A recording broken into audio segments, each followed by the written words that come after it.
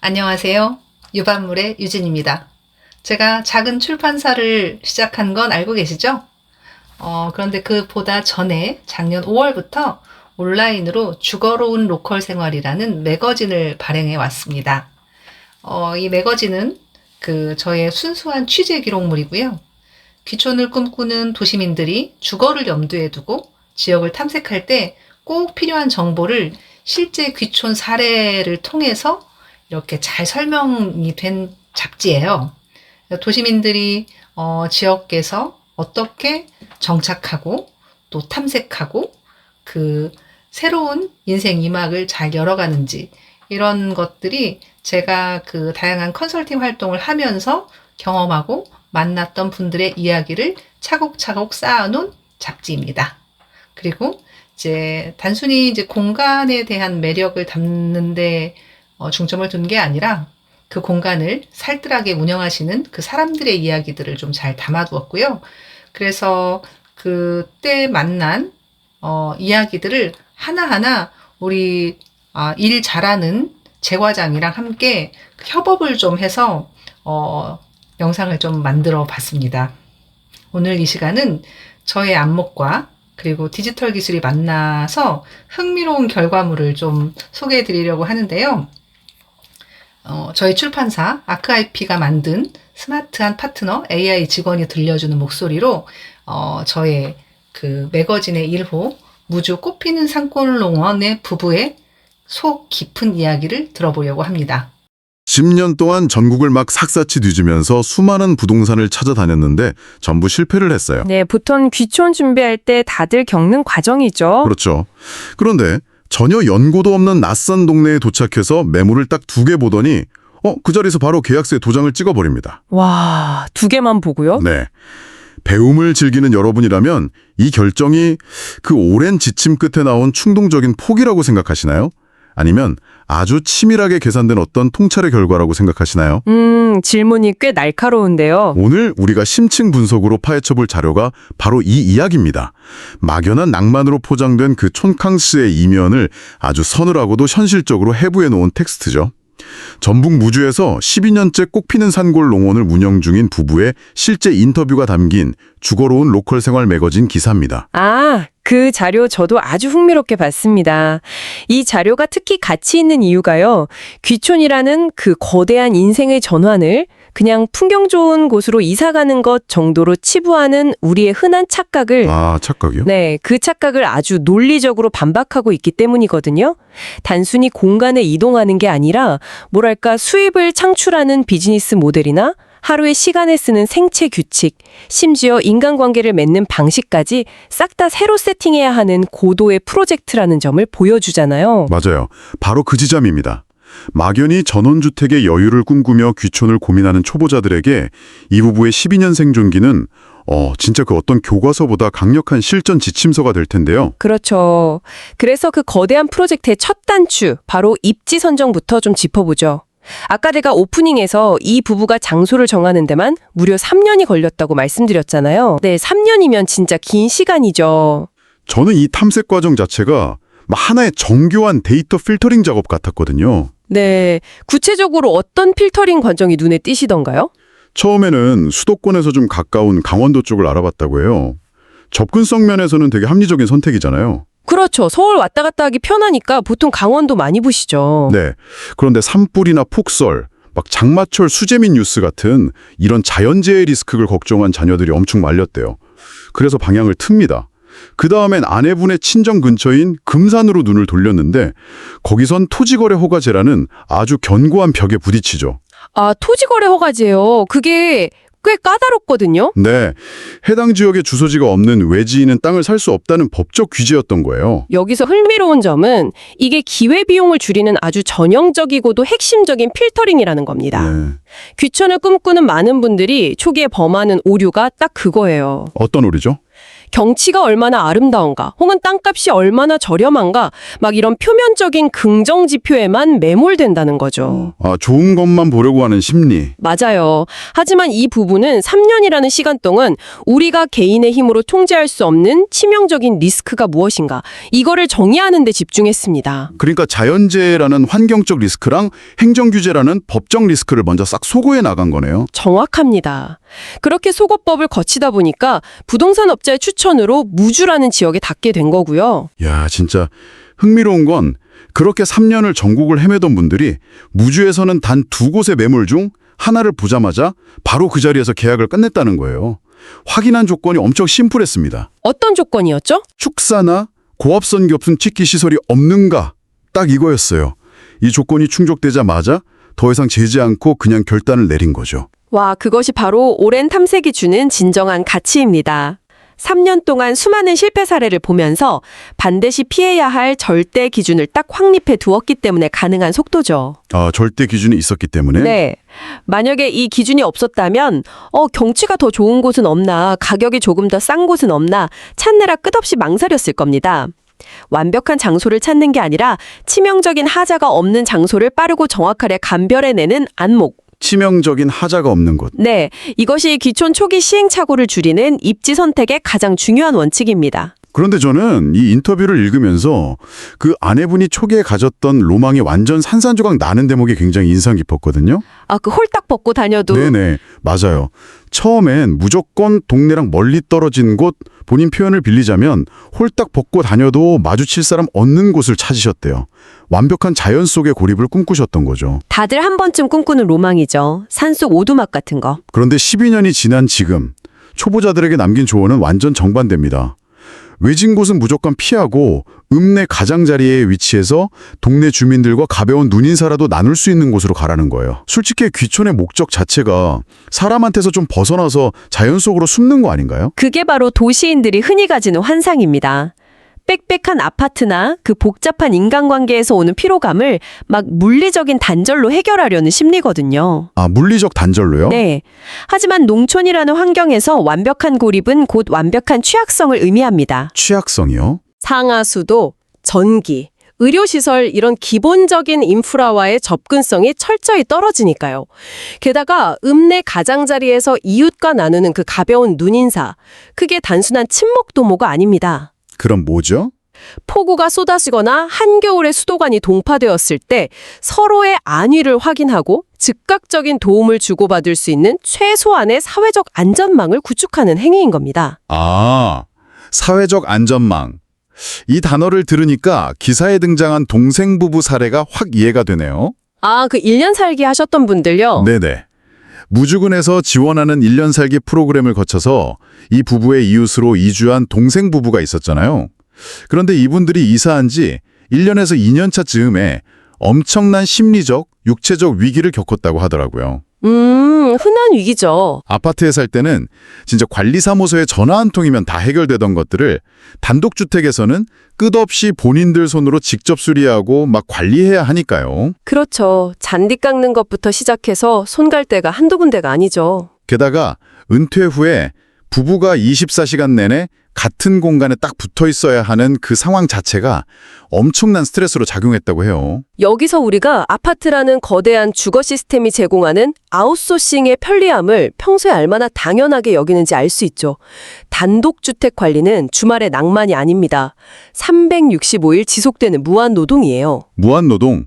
와, 무섭네요. 게다가 부부가 하루 종일 붙어있는 환경은 그 관계의 민낯을 그대로 드러냅니다. 결국 귀촌이 성공하려면 장소의 조건보다도 본인과 배우자가 이 끝없는 수동의 삶을 견딜 수 있는지, 서로의 공간과 시간을 어떻게 분리할 것인지에 대한 성향 파악이 먼저 되어야 한다는 거죠. 진짜 동생어부의 사례가 성향 파악의 중요성을 뼈저리게 보여주네요. 공간과 시간의 분리라. 자연스럽게 다음 주제로 넘어가게 되는데요. 장소를 정하고 집을 지었다면 그 다음은 그 공간 안에서 대체 어떤 시간을 보낼 것인가의 문제입니다. 네, 시간 관리도 완전히 달라지죠. 이 부부의 시계는 도시의 24시간과는 완전히 다른 규칙으로 굴러가더라고요. 알람 시계가 아예 필요 없다고 합니다. 여름엔 새벽 5시, 겨울엔 6시. 그냥 해가 뜨면 눈이 떠지고 자연스럽게 하루가 시작되는 거예요. 인간의 생체 리듬을 철저하게 자연의 주기에 동기화시킨 결과거든요. 그런데 저는 이분들의 아침 일과를 보고 제 선입견이 완전히 깨졌어요. 농촌만의 독특한 개념인 해장거리라는 게 등장하잖아요. 아, 해장거리. 진짜 중요한 포인트죠. 네. 새벽에 눈을 뜨자마자 아침 식사를 하기 전에 빈속으로 밭에 나가서 짧고 굵게 노동을 하는 시간을 뜻하더라고요. 아니, 보통 일을 하려면 밥부터 아주 든든하게 먹고 시작해야 하는 거 아닌가요? 공복의 새벽 노동이라니 오히려 체력을 갉아먹는 일처럼 보였거든요. 도시의 사무실 환경이라면 당연히 그 말이 맞을 겁니다. 하지만 농촌의 여름 한낮은 물리적으로 노동이 불가능할 만큼 가혹한 환경이에요. 아, 땡볕 더위요? 네.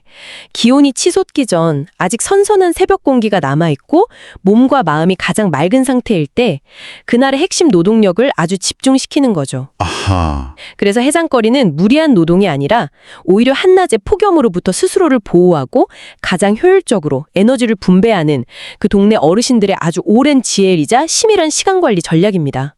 와, 환경에 딱 맞춘 최적화된 시스템이군요.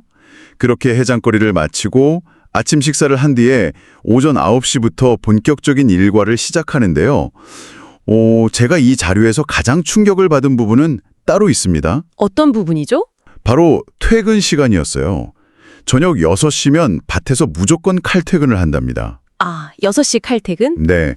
저는 귀촌에서 농사 짓는 분들은 해가 져도 랜턴 켜고 막 밤늦게까지 흙먼지 마시며 일하는 줄 알았거든요.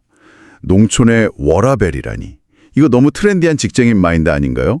이게 뭐랄까 트렌디한 라이프 스타일의 선택이라기보다는 아주 강력한 외부 요인에 의한 강제적 셧다운에 가깝습니다.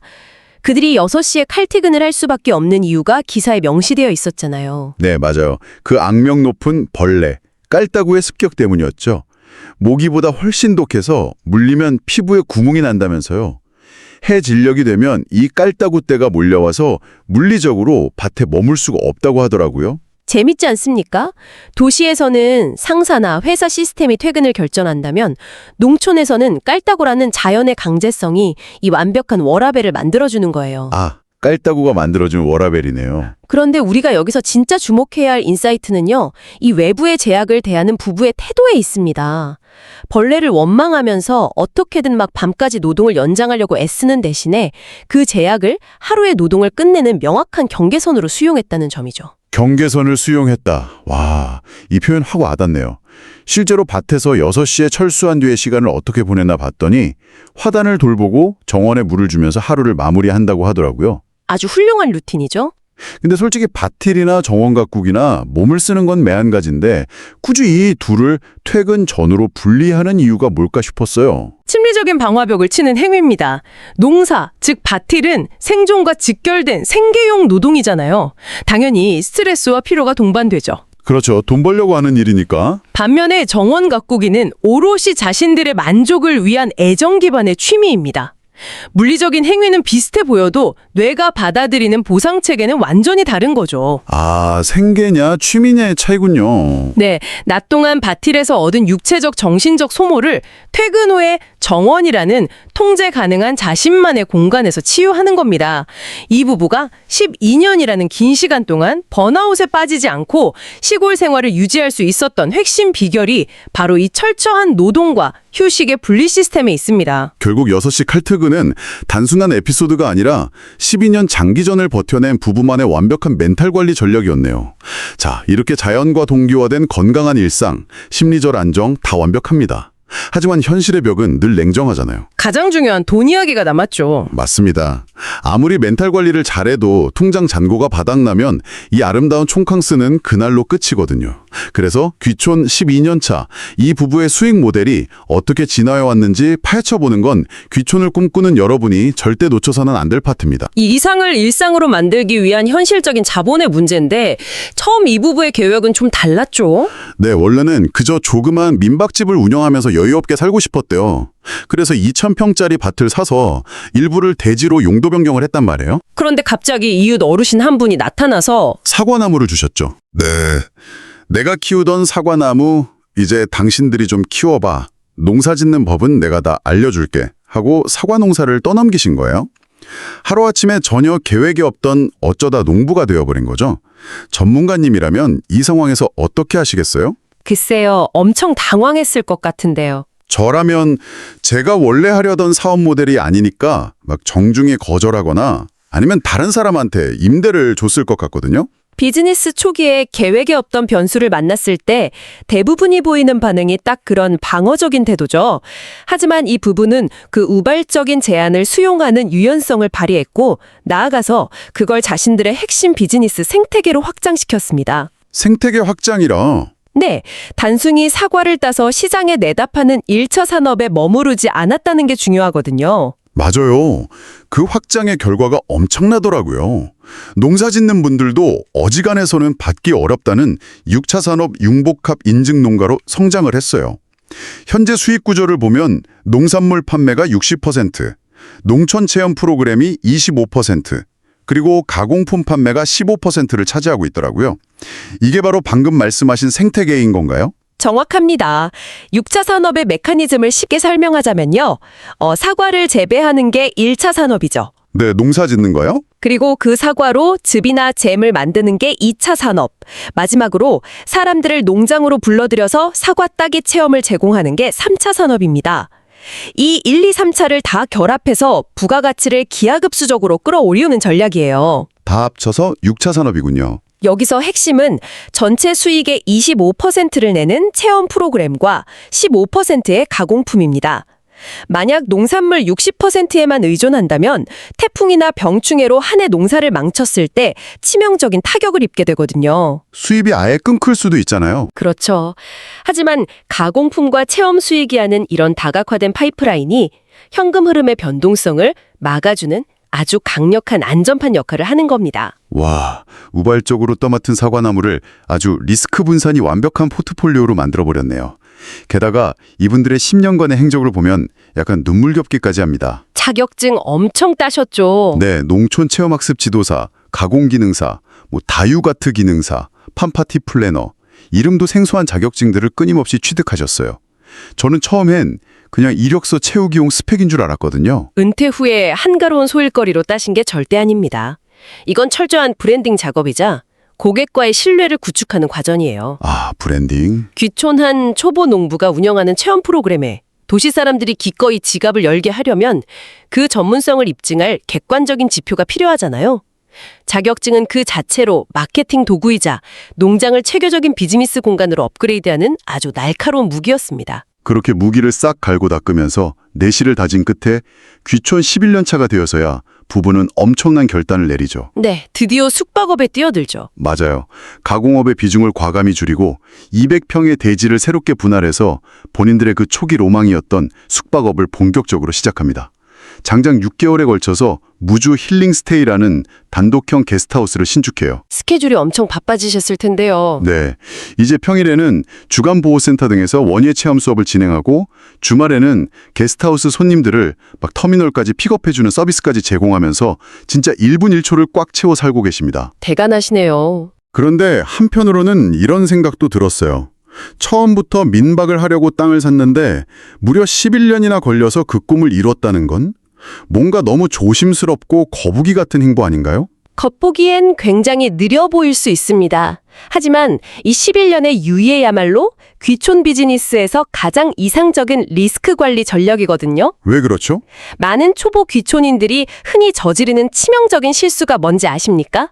도시의 아파트를 판 돈으로 당장 크고 화려한 펜션부터 지어놓고 손님이 오기만을 기다리는 겁니다. 아, 일단 멋있게 지어놓고 모는 거요? 네, 지형사회에 뿌리도 내리지 못했고 본인들의 운영 노하우도 전혀 없는 상태에서 막대한 자본부터 투입하는 최악의 수조. 아, 펜션부터 번듯하게 지어놓고 나중에 마케팅을 어떻게 할지 고민하는 방식이네요. 반면에 이 부분은 철저하게 순서를 뒤집었습니다.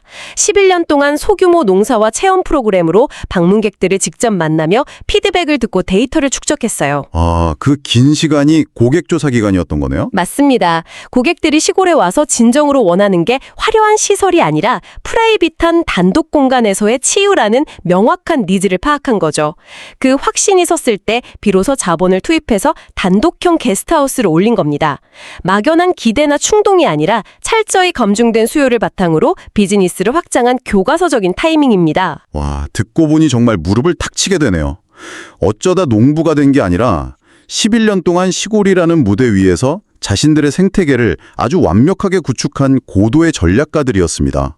이 부분은 단순히 거주지를 옮긴 게 아니라 삶의 공간 자체를 치유의 컨텐츠로 만들어내는 공간 비즈니스 기획자로 진화한 거네요. 그렇습니다. 그래서 우리가 이 텍스트를 통해 깨달아야 하는 귀촌의 본질은 결국 교환입니다. 교환이요? 네, 아파트에다 개공하던 쓰레기 분리수거장, 터치 한 번에 맞춰지는 온도 조절 시스템, 그 도시의 완벽한 인프라와 익명성을 내어주는 것, 그리고 그 대가로 자연의 주기에 맞춘 건강한 땀방울, 스스로 통제하고 가꿀 수 있는 노동의 기쁨, 이웃과의 끈끈한 유대라는 불편하지만 주도적인 삶을 얻어내는 것. 잃는 것과 얻는 것이 명확하네요. 네, 이 교환 비율이 자신에게 과연 합리적인지 철저하게 따져봐야 합니다. 내어주는 것과 얻어내는 것의 교환이라. 그 시골 브이로그에 담긴 튠마르 커피 한 잔의 여유 뒤에는 새벽 50의 밭들과 끝없는 잡초와의 전쟁, 그리고 11년간 묵묵히 버텨낸 비즈니스 생존기가 아주 촘촘하게 얽혀 있었네요. 오늘 이 치열한 분석을 통해서 이 방송을 들으시는 여러분의 마음속에 자리 잡고 있던 그 막연한 촌캉스의 로망이 아주 서늘하고도 단단한 현실 감각으로 뼈대를 갖추었기를 바랍니다. 현실을 직시하는 게 첫걸음이니까요. 네, 이제 긴 여정을 마무리하면서 여러분에게 한 가지 도발적인 질문을 좀 던지고 싶습니다. 복잡한 도시를 훌쩍 떠나서 마침내 여러분만의 시골집에 도착했다고 한번 상상해 보시죠. 다음 날 아침 알람도 없이 밝아온 새벽 5시. 서늘하고 맑은 공기가 감도는 그 고요한 시간. 푹신한 이불의 유혹을 뿌리치고 기꺼이 여러분을 마당으로 이끌어낼 당신만의 해장거리는 과연 무엇입니까? 아주 중요한 질문이네요. 밤새 화단을 점령한 잡초를 속 시원하게 뽑아내는 노동의 몰입감일까요? 아니면 산안개를 바라보면서 하루의 비즈니스 전략을 구상하는 치열한 사유의 시간일까요? 여러분이 찾아낼 그 첫 번째 일과 속에 당신이 진정으로 견뎌내고 또 누리고 싶은 삶의 진짜 민낯이 숨어 있을 것입니다. 그 질문의 답을 스스로 꼭 찾아보시길 기대합니다.